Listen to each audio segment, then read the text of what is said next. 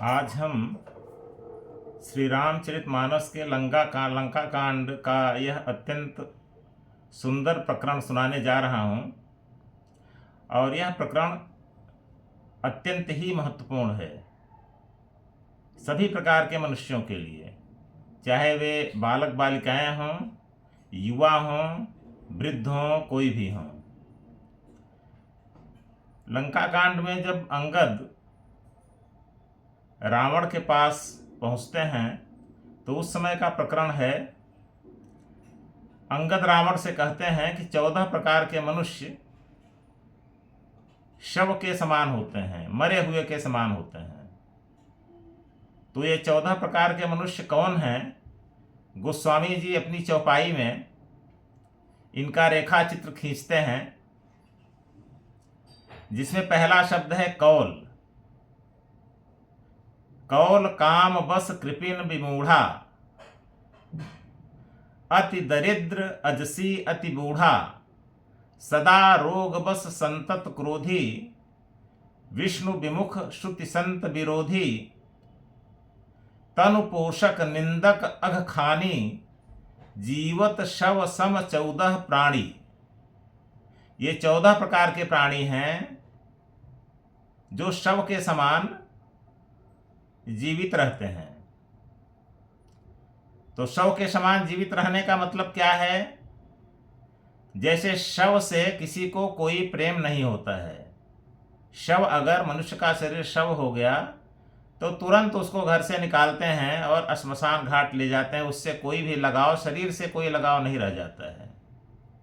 और दूसरी बात, शव कोई कार्य भी नहीं कर पाता है। उसी प्रकार से ये 14 प्रकार के जो मनुष्य होते हैं, 14 प्रकार के अवगुण जिनमें होते हैं, उनका शरीर तो जीवित रहता है, लेकिन उन अवगुणों के आधिक्य के कारण वे कोई भी संसार का उपयोगी कार्य नहीं कर पाते हैं और इसलिए इस संसार में उनकी कोई प्रतिष्ठा नहीं होती है।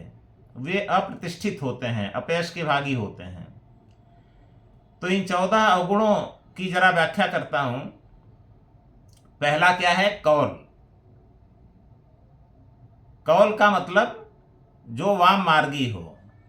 जैसे हमारे इतिहास में वाम मार्गी रहे हैं, तो वाम मार्गी जो होते हैं उनको वैदिक धर्म से कुछ लेना देना नहीं होता है। वैदिक धर्म के विरुद्ध एक प्रकार से स्वच्छंदतावादी होते हैं। जो मन में आता है वो करते हैं, धर्म से विमुख होते हैं, अर्थ काम ही उनमें प्रधान होता है। आजकल के वामपंथी भी समझ सकते हैं कि जहाँ सनातन धर्म की, वैदिक धर्म की कोई बात आती है तो आज के वामपंथी उनको नहीं मानते हैं और एकदम स्वच्छंद जीवन विचरण करना चाहते हैं और लोगों को विचरण करने की छूट देते हैं। तो हमारे देश में भी बहुत ज़्यादा कौल मार्ग व्याप्त हो गया है। तो पहला है कौल। दूसरा है काम बस। कामार्थी जो लोग हो जाते हैं, काम के वश में हो जाते हैं, तो वे लोग काम के वशीभूत होकर के धर्म के मार्ग से विमुख हो जाते हैं और हमेशा सोते जागते काम का ही चिंतन करते रहते हैं। तो ऐसे लोगों की कोई प्रतिष्ठा नहीं रह जाती है। तीसरा है कृपण। कृपण कंजूस व्यक्ति। बहुत ज्यादा रुपया पैसा रखा हो लेकिन उसे वो खर्च ना करे। यद्यपि बहुत अच्छी आवश्यकता भी आ जाए सामने तो भी खर्च उसको न करे, उसको कृपण कहते हैं। तो ऐसा व्यक्ति भी प्रतिष्ठित नहीं होता है। विमूढ़ा।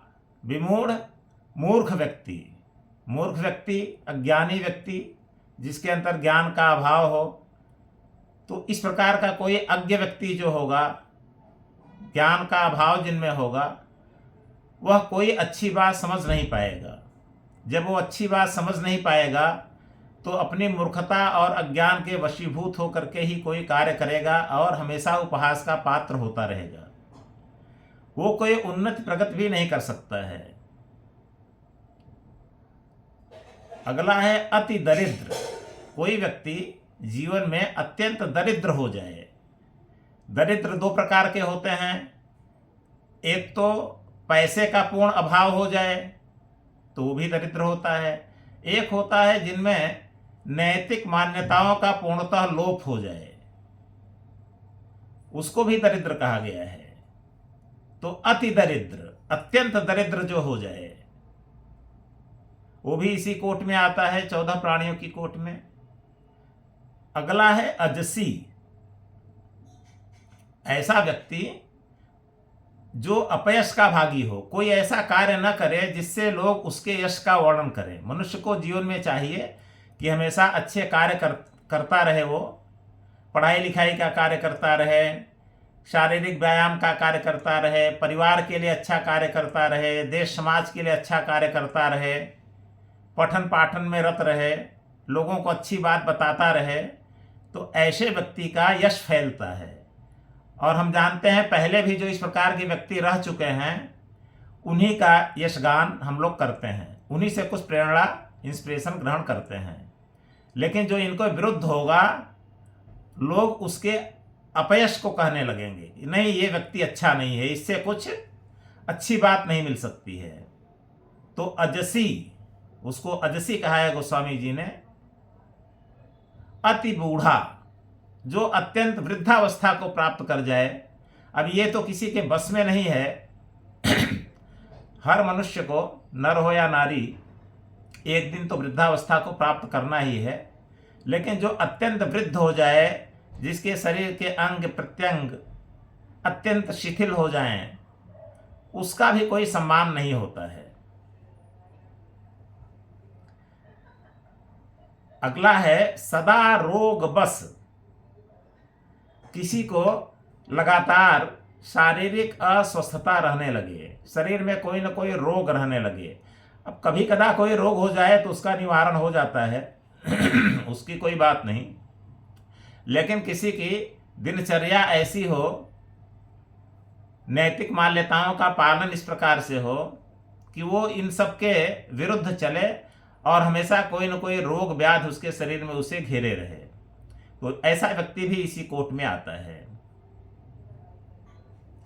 संतत क्रोधी, जो लगातार क्रोध करता हो। तो क्रोध के बारे में श्रीमद् भगवत गीता के दूसरे अध्याय में भगवान श्री कृष्ण कहते हैं, क्रोधात् भवति सम्मोहः।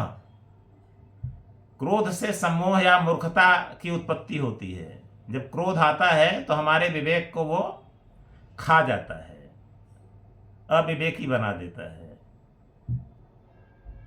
तो संतत क्रोधी, सदा रोग बस संतत क्रोधी। अगला है विष्णु विमुख,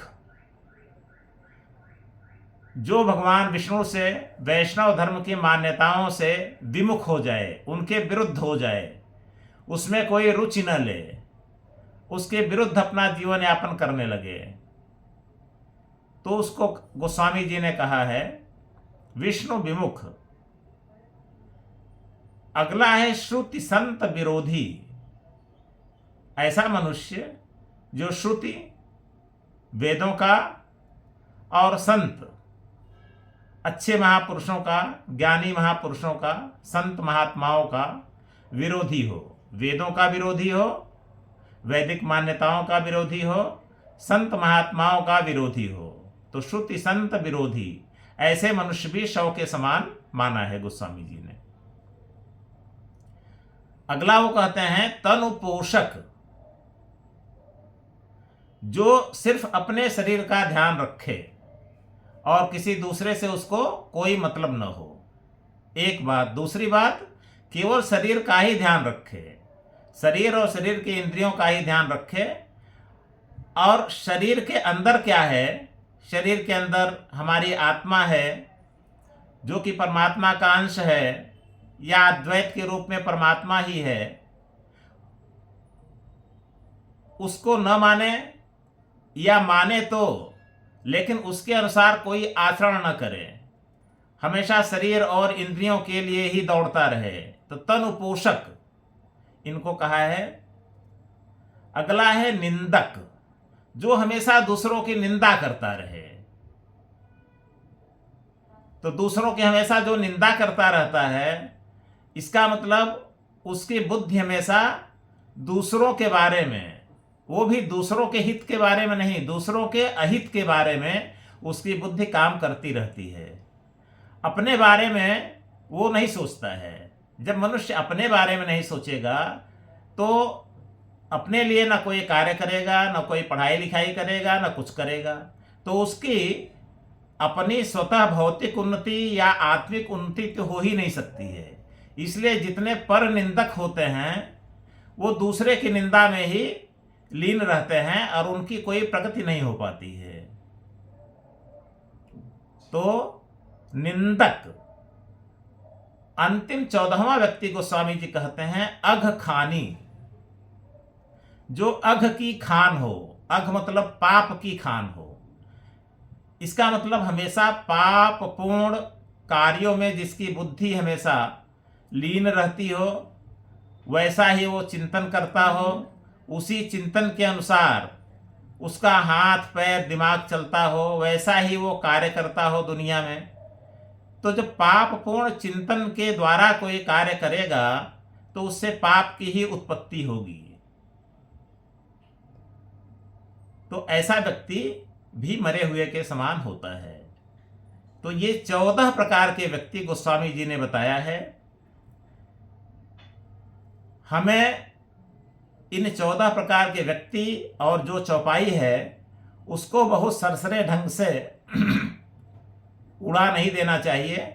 सभी को चाहिए कि इस चौपाई को याद करें, इनके एक एक शब्द का मनन करें, किन परिस्थितियों में यह कहा गया है, उसका प्रसंग क्या है, संदर्भ क्या है, इन शब्दों का गहराई में अर्थ क्या होता है, उसको जाने समझें और दूसरों को इसके बारे में बताएं। और स्वतः इन 14 प्रकार के अवगुणों से दूर रहें। बच्चों को इसके बारे में बताएं। बच्चों का मस्तिष्क खाली होता है, उनको जिस प्रकार से बातें बताएंगे उसी प्रकार से उनके मन मस्तिष्क में वे बातें बैठती चली जाती हैं। वही बच्चे कल बड़े हो जाते हैं। तो आप अगर अपने बच्चों को ये बातें बताएंगे तो कल आप इस दुनिया में नहीं रहेंगे, तो आपके बच्चे अपने बच्चों को ये बातें बताएंगे।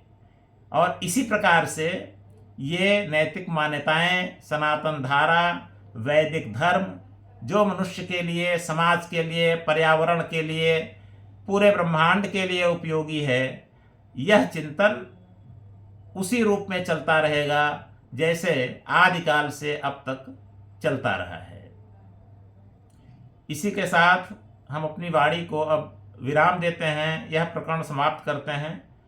अगर आप लोगों को जो कुछ हम व्यक्त किए हैं अगर अच्छा लगा हो तो हमारे चैनल को अवश्य लाइक और सब्सक्राइब करिएगा, जिससे हम इसके पश्चात कोई और अच्छा प्रकरण लाकर आपके समक्ष व्यक्त कर सकें। जय श्री राम, जय गोस्वामी जी।